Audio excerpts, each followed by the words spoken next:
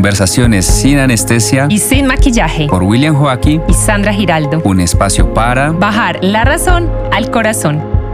Bienvenidos.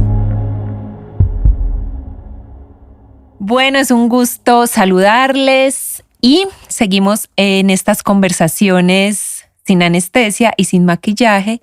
Y hoy es mi turno para conversar un poco de qué es lo que hay detrás del maquillaje. Vivir sin maquillaje. Tal vez sí, vivir sin maquillaje. Ese es nuestro episodio de hoy. Sí, y bueno, quiero contarles un poco desde mi experiencia. Era negociadora internacional, o bueno, como título lo sigo teniendo, hace parte también de mi historia. Me especialicé en mercadeo y esto lo cuento porque siempre me dediqué a la parte comercial. Y la parte comercial también es muy exigente en la presencia y en la parte física. Pero no es solamente eso, creo que uno desde las heridas que trae desde la infancia guarda muchas máscaras y el maquillaje hace referencia precisamente a eso. Hoy me maquillo, por supuesto, pero creo que hoy mi intención y el lugar desde el cual utilizo quizás un rubor, un polvo, una pestañina, ya es diferente, ya no es desde guardar ni verme mejor ni verme más linda, sino desde resaltar esa belleza natural que hoy siento que habita en mi corazón. Entonces, hablándoles un poquito de esa belleza que hoy siento que habita en mí, es de total plenitud. Cuando utilizaba tantas máscaras, porque bueno, también es más allá de un simple maquillaje, creo que hice mucho daño y me hice mucho daño y tú fuiste como partícipe de eso. Víctima. Sí. Sí, víctima de eso. De todo eso que vivimos en su momento cuando decías en el episodio anterior que te decía las cosas sin anestesia, pues precisamente creo que eso hacía parte de una de mis máscaras, de no tener filtro. Y aunque hoy no lo sigo teniendo, pues digamos que he mejorado mi tono y ya hoy lo hago desde otro lugar. Antes me encargaba de que lo que dijera cayera donde tenía que caer para hacerle daño a quien le tenía que hacer daño. Y hoy me siento muy orgullosa de la transformación que la vida me dio la oportunidad de hacer y que por supuesto sigo evolucionando con ella. Entonces, es un buen momento para decirle a las personas que nos escuchan que la decisión de cambiar se puede hacer en cualquier momento de la vida. Willy también nos decía en el episodio anterior acerca de la empatía, de hablar desde esa empatía, y es algo que hoy para mí es muy difícil porque el ponerse en los zapatos del otro implica también sentir de alguna manera lo que siente el otro, vivir lo que ha vivido el otro. Entonces yo tal vez cambiaría esa palabra empatía por compasión, porque la empatía a mi modo de ver es muy relativa y no siempre es fácil ponerse en los zapatos del otro. No sé, una persona como yo que quizás en un momento de la vida sintió un abandono por su padre y lo culpó, una mamá que todo el tiempo vivía en modo alerta y muy, muy brava por todo, echaba cantaleta como lo llamamos acá en Colombia. Era también una mujer muy, muy tosca para hablar, pues difícilmente alguien se podría poner en mis zapatos con esa historia de vida. Y Willy, por el contrario, una persona criada desde el amor, la mamá siempre estuvo presente, una mamá tranquila, un embarazo deseado, anhelado. Yo fui básicamente producto de una reconciliación, de una infidelidad entre mi mamá y mi papá, quizás una de las razones por las cuales también me es tan fácil perdonar. Pero desde ahí, entonces, digo yo, pues bueno, ¿qué es la empatía? A veces se nos dificulta un poco más. Entonces, esa transformación que tuve la pude dar mucho más fácil desde la compasión y también desde ese deseo genuino de querer cambiar, de hacer cosas mejores. Porque algo de lo que a mí me llamaba la atención era que si bien era súper exitosa en mi parte laboral, en la parte de relaciones interpersonales no era la mejor. Yo sentía que las mujeres me tenían rabia y por supuesto era también desde esa relación con mamá y desde ahí surgió toda una historia y todas unas ganas de decir, bueno, ¿qué hay detrás de todo esto? Porque además soy separada, duré 8 años en otra relación y cuando encontré a Willy, que también lo decíamos en el episodio anterior, fueron 7 años que no fueron fáciles porque yo decía, yo no puedo repetir la historia, o sea, ¿qué estoy haciendo acá? Porque la familia en un comienzo de Willy no me aceptaba, no solo no me aceptaba, sino que no me quería y me rechazaba, porque pues una cosa es uno no aceptar y otra cosa es rechazar.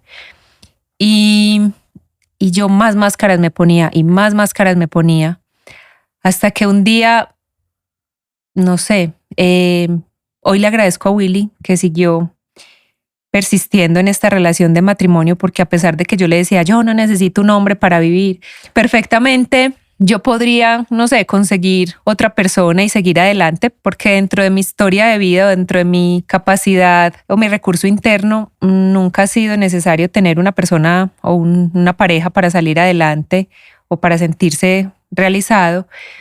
Y Willy siempre permaneció a pesar de las dificultades, a pesar del trato que yo le daba, que siento que no, que era un trato como pasivo-agresivo, y él de alguna manera estuvo ahí con su calma, con su paciencia.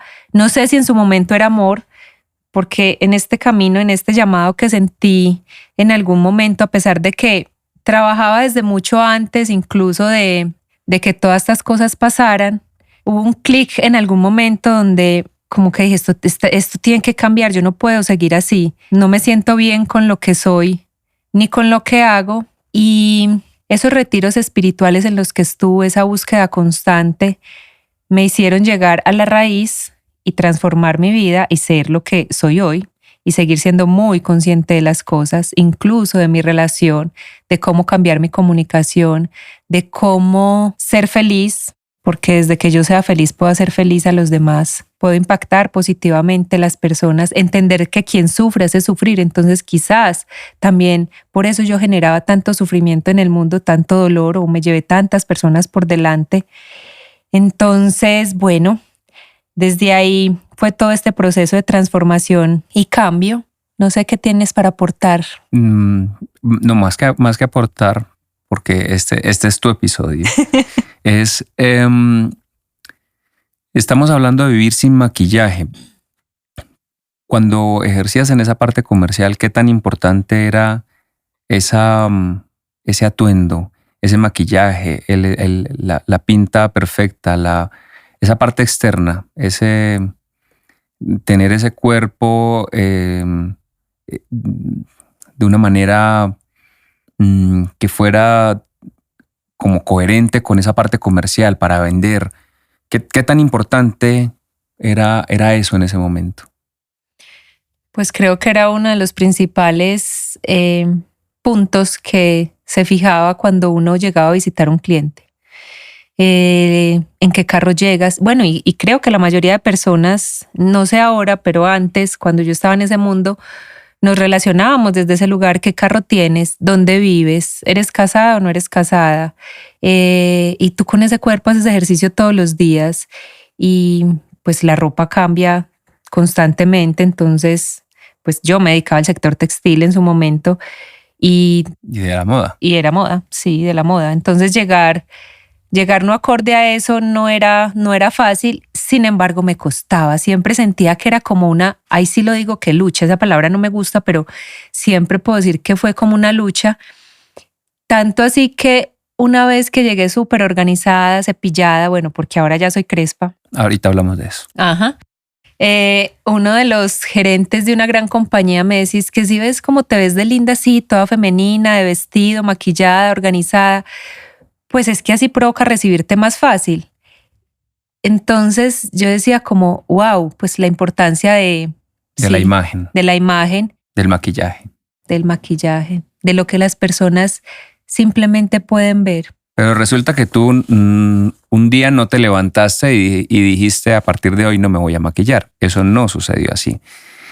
De hecho, parte de nuestras discusiones cuando viajábamos era el empacar los 30 pares de zapatos para una semana. Empacar las maletas con una maleta de zapatos, solamente una maleta con puros zapatos, unos zapatos para por la mañana, unos zapatos para la tarde, el secador de cabello. Y yo siempre te decía, pero en todos los hoteles hay secador. Y bueno, un día me hiciste caso, no lo llevaste y justo ese hotel no tenía secador. ¿Y quién se ganó la cantaleta? Pues efectivamente, si ves que acá no hay secador. Y entonces a cargar el secador, que ocupaba un muy buen volumen de espacio, todos los paseos. Hasta que llegó un momento en que empezó esa transformación, porque cuando hablamos de maquillaje también creo que es importante resaltar que tu cabello siempre fue crespo, siempre ha sido crespo desde niña, y desde que yo te conocí lo mantenías liso. Y eso implicaba un proceso de mantenimiento, de tiempo, de estar en un lugar en el que te aplicaran productos, en el que con un cepillo te estuvieran todo el tiempo haciendo ese mantenimiento de ese cabello para tenerlo liso. Entonces, ¿cómo fue esa transición finalmente de reconciliarte con tu cabello? Porque por supuesto cuando se empieza a hacer ese cambio, el cabello no es el más bonito. Cuando ya dejas de hacerte todo el proceso de alisados y demás y empieza medio a coger horma, se ve cortico, se ve maltratado. Empezaste a dejar el maquillaje, como parecía la piel como natural. una zarigüeya. Bendita pandemia que me ayudó a esta transición. ¿Qué fue lo que te ayudó a ir dejando atrás específicamente y de manera como física el tema del maquillaje y dejarte tu cabello natural? Eso no sucedió mágicamente. Esto fue un proceso de aceptación y hoy digamos que mi fuerte es trabajar en la autoestima. Eso hace parte fundamental del cambio que cualquier persona quiera tener. El alisarme el cabello todo el tiempo, el estar en químicos, el estar en una peluquería, bueno, porque además los viernes no salía sin que me arreglaran las uñas, me depilaran las cejas, me cepillaran el cabello, pues o sea, eso era básicamente 4 o 5 horas antes de salir, pues para salir 1 o 2 horas. Y que ojalá no lloviera. Y que ojalá, porque además ese pelo quedaba oliendo horrible. Entonces, creo que eso fue un proceso de mucha autoestima. Y hoy es mi fuerte, el cambiar un hábito, el uno darle al cuerpo, en realidad, lo que el cuerpo necesita y lo que le hace bien. Uno no se levanta un día diciendo, pues madre, hoy voy a hacer ejercicio porque el movimiento es salud, hoy me voy a dejar el cabello crespo porque es que entonces hoy me amo más. No, eso fue un cambio. La pandemia tengo que decir que me favoreció, pues porque no salía sino al balcón y para mí fue la mejor época de mi vida. Pues porque me encanta estar sola, me encanta trabajar desde casa, estar leyendo, meditando, haciendo de comer. Entonces, eso fue parte de lo que me ayudó, porque lo más importante cuando uno empieza a cambiar en la vida, aparte de mejorar y trabajar en su autoestima, creo que es también comprender que cuando uno empieza, uno puede tener momentos en los que no puede llevarse las cosas a cabalidad. Por ejemplo, hoy voy a empezar a hacer ejercicio y durante 2, 3 días hago ejercicio supremamente juiciosa, pero al día siguiente no lo hago y no es perder esa motivación o ese impulso, sino retomarlo al día siguiente con más ganas, con más determinación, porque cuando empecé la transición yo dije, listo, primero no me voy a volver a hacer queratina. Sin embargo, me seguía cepillando. Entonces, es trabajar mucho en esa... Porque hubo recaídas, o sea, llegaba un momento en que ya estaba empezando a coger forma cuando llegabas con el cabello liso y yo otra vez. Yo te decía, teneme paciencia, pero entonces me decías, pero es que ya te lo prometiste, tú siempre eres la que me dice que cuando uno se dice cosas y no las cumple, eso va directamente a la autoestima. Y yo me acuerdo, claro, por supuesto. Pero fue ya, cada vez me sentí mi cuerpo como más en armonía conmigo y más en comunión con la coherencia que para mí es tan importante. Y llegaban a mi consulta personas, bueno, porque todo este trabajo también fue de estudiar coaching, programación neurolingüística, meditación, que mi enfoque es mucho más en pacientes o en consultantes con estrés. Y yo decía, pero si yo le digo a las personas que se acepten como son, que se amen como son, y yo cepillándome, pintándome las uñas, maquillándome, cuando sentía que eso no hacía parte de mi coherencia Hoy en día ya lo vuelvo a hacer desde otro lugar, ya voy a una peluquería a arreglarme unas uñas, pero es diferente desde el lugar que lo hago hoy al que lo hacía en ese momento, porque en ese momento era por una imagen. Hoy lo hago simplemente como parte de mi autocuidado. Entonces fui progresivamente dejándolo y con la pandemia ya se dio como esa estocada final que decía, ahora sí, no me voy a volver a arreglar uñas o a invertir un tiempo en una peluquería cuando la intención no sea otra que sea el autocuidado. Lo mismo que el cabello, además porque durante estos últimos 5 años, he tenido una alimentación muy limpia. Me alimento mucho más de vegetales, de verduras, sin fumigantes. Mi desodorante es diferente.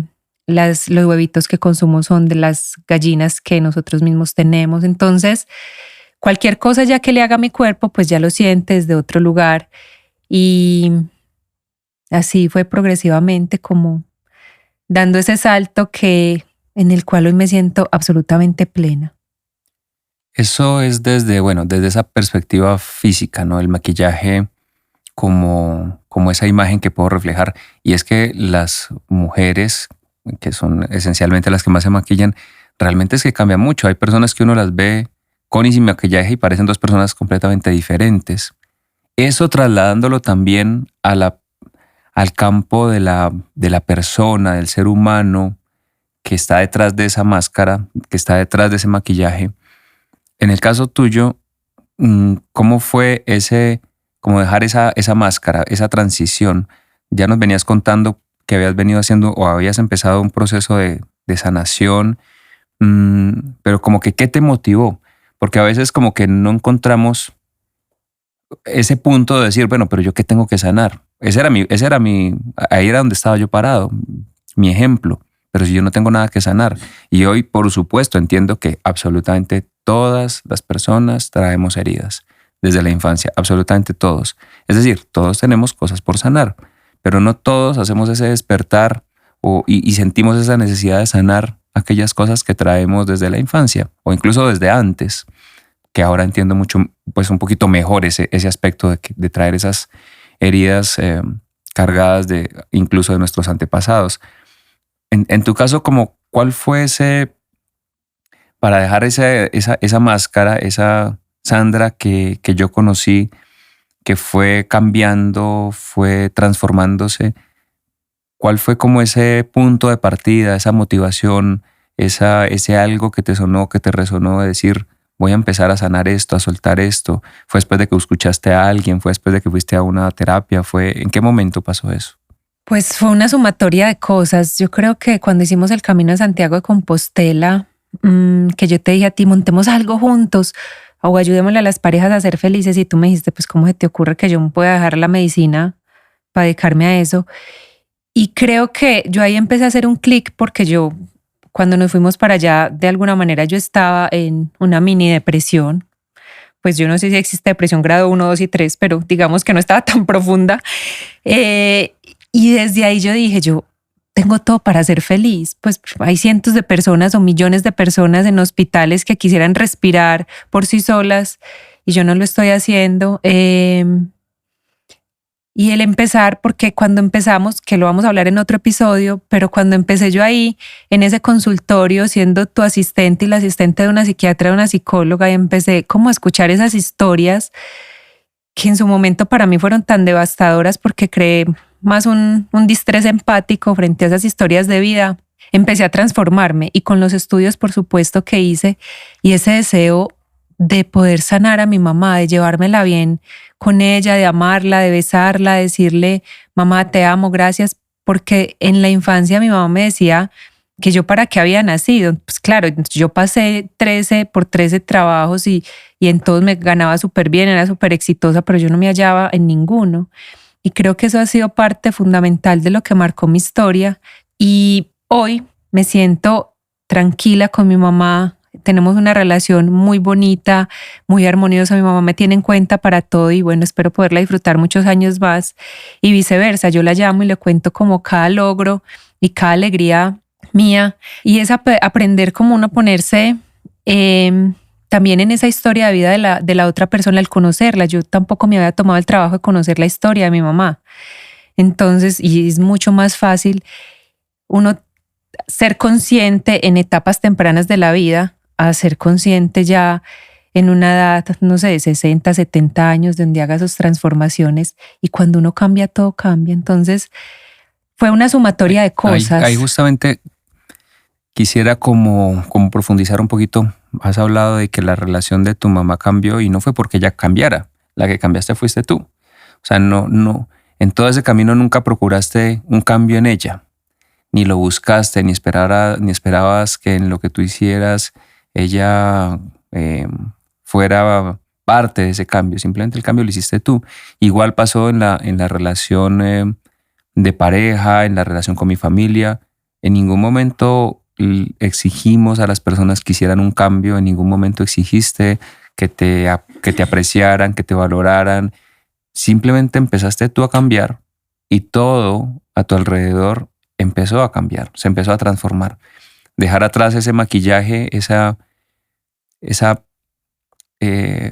idealización que tenías de alguien que quizá se había formado en tu mente a través de tu historia de vida, se fue transformando gracias a ese camino que empezaste a hacer, a dejar atrás esas máscaras, a reconciliarte contigo, a reconciliarte con tu historia de vida, y a partir de esa transformación fue cambiando todo lo que sucedía a tu alrededor.